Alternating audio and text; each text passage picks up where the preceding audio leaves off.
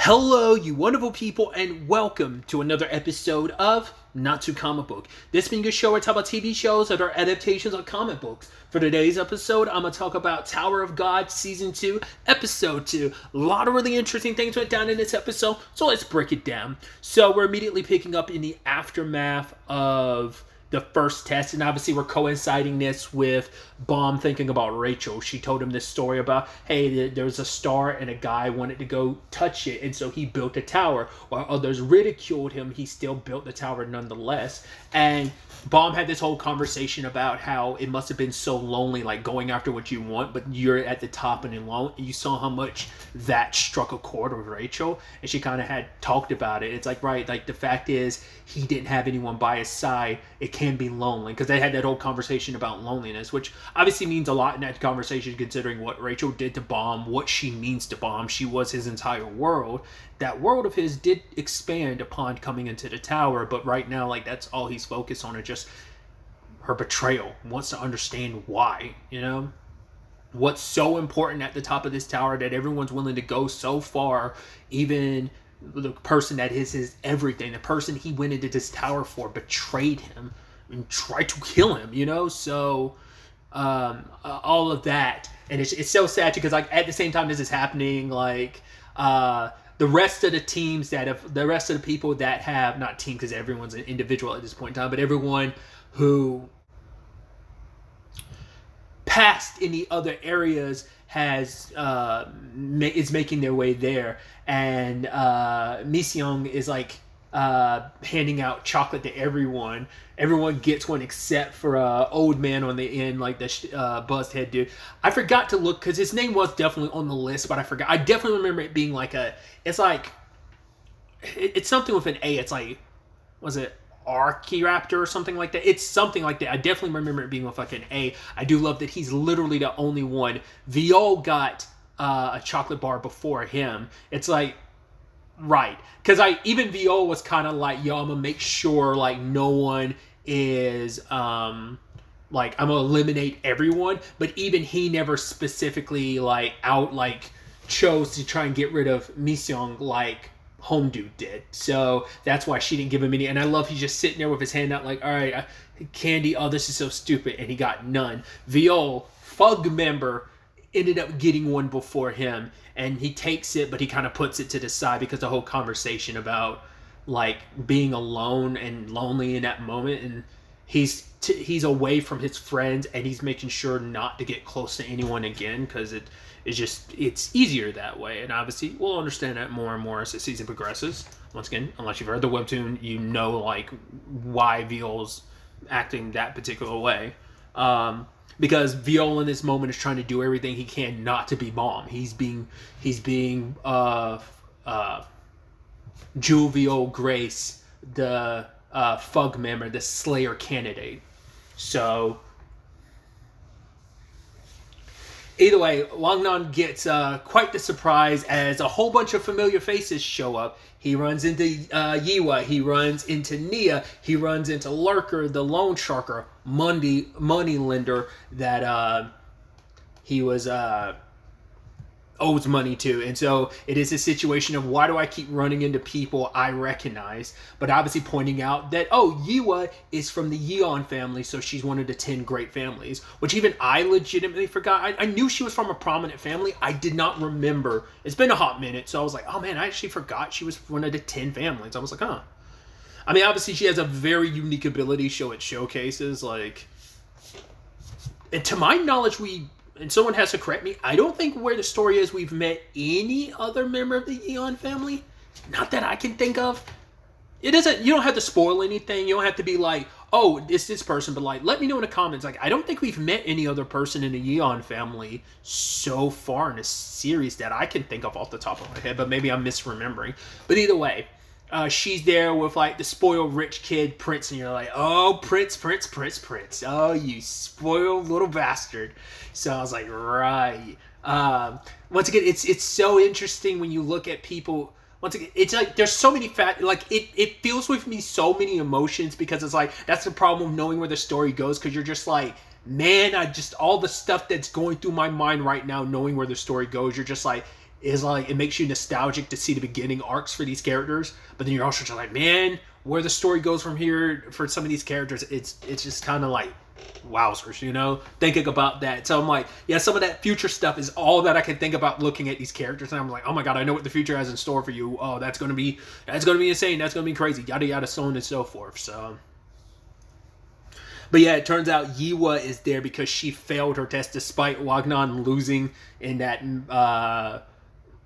test with her. She ended up failing too, so to make it up for it, she ended up taking out a loan.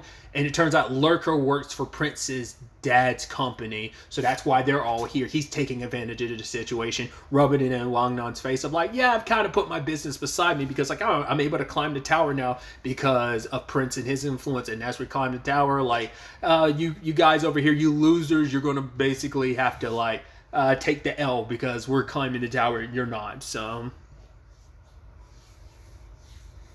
and obviously we get introduced to the high ranker Love, who is the administrator for this particular test. And it basically comes down to a show of strength, which Wagnon was like, please, crap, it's only like the top 8 people, and I know I'm not going past this. And he got 10. Right behind him was like, I think Gosing and Mising were like right behind him, and so it's like, oh crap, that it's like, Wagnon's like, this is like the thing I'm worst at. So once again, showcasing like how terrible Prince is, that he's like, oh, Yiwa, whoever gets the #1 spot will basically own you, like, you know. And it's like, right here he is, like, she's like, just because you like, oh, I owe a debt to you doesn't mean you get to just kind of like sell me off to whoever you want to. He's like, sure, whatever. So other people do their thing, like Haryung does his thing, gets a pretty high score. He's won for at one point, but then there's the other dude who they say like, oh yeah, he beat Hatsu, and it's like, oh, interesting, someone beat Hatsu. Once again, memory's a little fuzzy on some details. I'm like, I don't remember the circumstances behind that defeat. I think I might remember that at the top of my head, because he's supposed to be like, because also if you notice, like, Haryung like looked at him, like when he would, like when they referenced, like, was it like the right devil arm or something like that, or it might have been like the left devil arm, I can't remember. Like you could tell like that struck a chord with him, so like I know that like ties into his story. I remember the details of what it was, but I don't remember if like Home Dude's part of playing it. Like I think he's just taking that moniker from someone else, you know. I think that's what that is, but either way, the dude who beat Hatsu ends up getting a higher score, so he's #1. Then eventually Yiwa gets up there, and she takes the top spot, because even though she was clumsy and tripped, it's like, nope, she actually got the highest score, because it isn't like based on just strength, it is Shinsu, and it's like she is from one of the 10 great families, so even though it was a mishap, it's still measuring the strength of her Shitsu, so it's like she would be top brass anyway. But then it turns out Prince does even better than her, even though he's a spoiled brat. He's like, no, like, you think I got here on my father's strength? It's like, no, you guys are riding my coattails on my strength. So it's like, yeah, he has all that mouth, but it's like, I mean, I don't remember if he cheats that or not, or whether that is just legitimate. Like, once again, it comes down to Shinsu. Like, he comes from a pretty prominent family, so maybe he just has great Shinsu control. Whatever the case may be, he's #1. That kind of blew up in Yiwa's face. But I love buzzed hair dude being like, oh yeah, like he's laughing at all of this, because he's like, right, the strongest regular here hasn't even gone up yet. And then Vio gets up and shuts everyone up, because the highest score was like Prince, and he was like 25,000, and Vio basically quadrupled that, if not quintupled that. So it's like, yeah, put everyone to shame. So now it becomes a situation of, now that he's earned the #1 spot, it's like, okay, cool, choose the other people to go with you, because it's supposed to be 8 people, so he has to choose the other 7 people to go with him. And it's like, oh crap, so this is what this comes down to. It's not even like the top 8, it's whoever he decides to bring along with him, which Wagnon's like, right, of course he's not going to take me, but he's like, fuck it, and gets on his knees and starts begging. It's like, yo, I'm gonna climb to the tower and basically like change everything with the families and jihad. So it's like, take me along with you. I'm someone that gets handsome the more you stare at it. It's like, you should allow me to go with you. He's like, I will get on hands and knees. I will do whatever you want. I will sing. I will dance. This is my chance. I might not get another opportunity. I will beg. I don't care how pathetic it makes me look. I will grovel. Take me with you.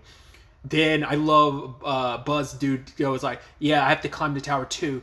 My daughter. And Wang Nang's like, he's obviously lying. And then Missing goes over and like hugs him. That's after Haryung like got up and was like, yo, I gotta find someone at the top of at climbing the tower as well. And Missing hugs Vio and it was like, please, I gotta see mom and dad. And he's like, oh, like, don't try and use your cuteness to your advantage. And Buzz dude being like, see that girl right there? Yeah, that's my daughter. It's like, shut up, you lying. Oh, but it's like, oh, dude, I love that. It's like, yeah, it's kind of interesting how everyone's pulling out all the stops. I think it speaks volumes about those who are begging and those who aren't. And Yiwa doesn't beg, but she's just like, right, you should take people with compatibility and suitability. I'm from one of the 10 great families, so you should take me with you. Like, she's also using it as an opportunity to get the hell away from Prince. And it's like, well, Prince had made that point of like, oh, whoever gets the number one spot gets to take you. It's like, oh, Vio took the number one spot, so everyone who doesn't have too much pride is like, because this is an opportunity like for everyone, so they're trying to take advantage of it. But what does Vio decide to do? He decides to take no one. He's like, I will climb on my own, but Love is like, you can't. The next thing has to be a team thing. But he's like, yeah, he says what he needs to say just to be like, yeah, I'm pushing people aside. No one here is going to be up to snuff. No one's going to be helpful to me. They're going to be a hindrance. And it's like, right, he admits, like, yeah, I'm a Fug Slayer candidate. So he's like, I am your enemy, specifically referencing Yiwa, because he's like, I'm going after the 10 families. I'm here to slay and kill Jihad.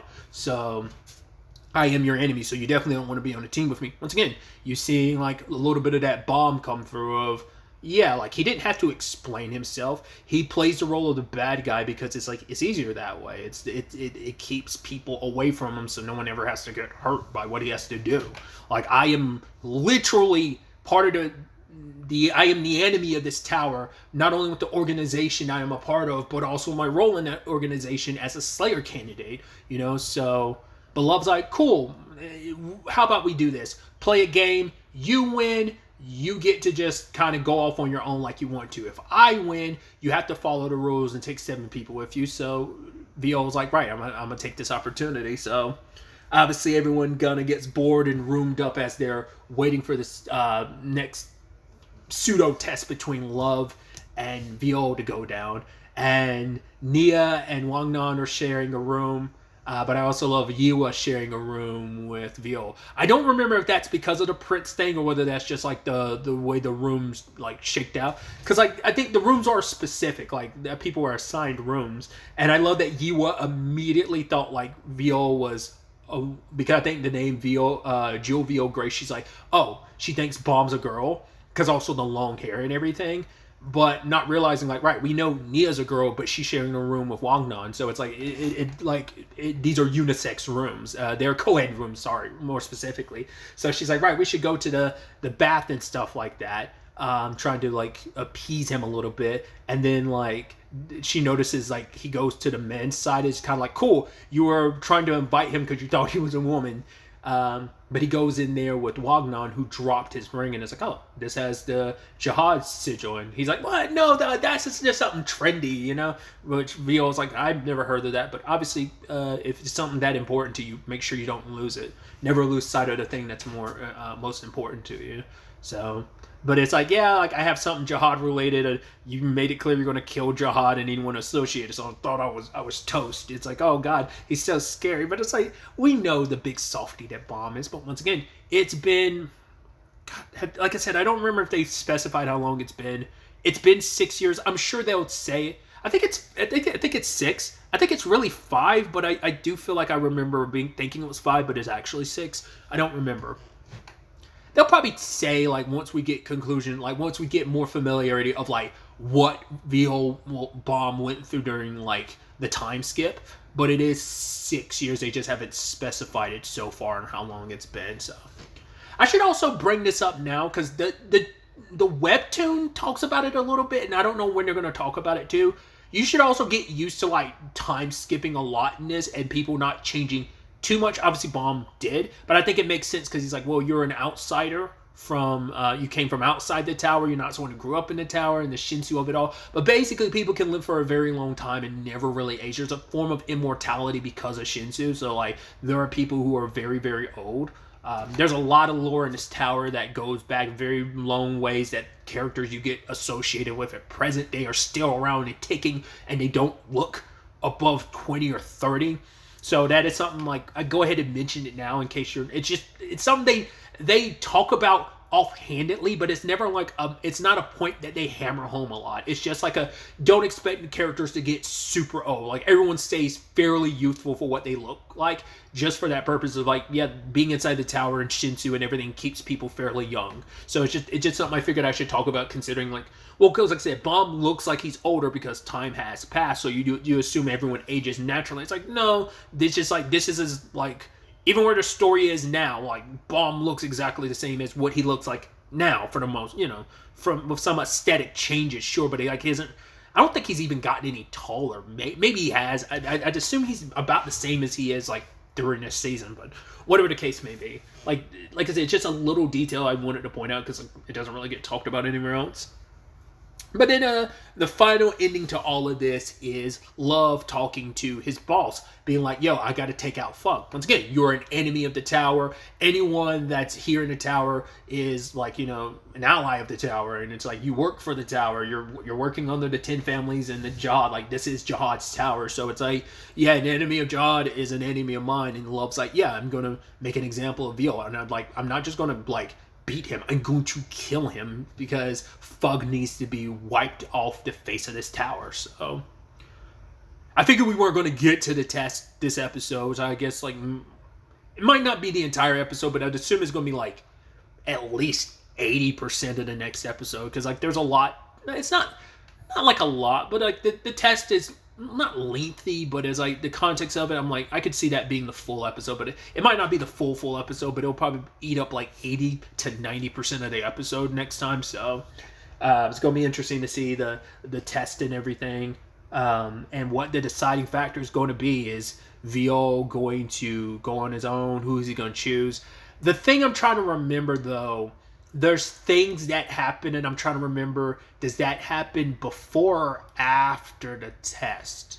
I can't remember. I think the stuff happens before the test because everyone's in their rooms right now. So I feel like that happens before the test, but maybe it happens after. I can't remember. Once again, I always get stuff flipped in my head. I don't want to spoil it, but yeah. This is where we're going to start entering some of that territory of, yeah, this is where the series gets darker, where you're like, oh, that's depressing. Like, there's some depressing stuff coming up, and I just can't remember if that happened before the thing between Viol and Love, or whether that happens afterwards. Because I can't even remember what the episode title for the next episode is.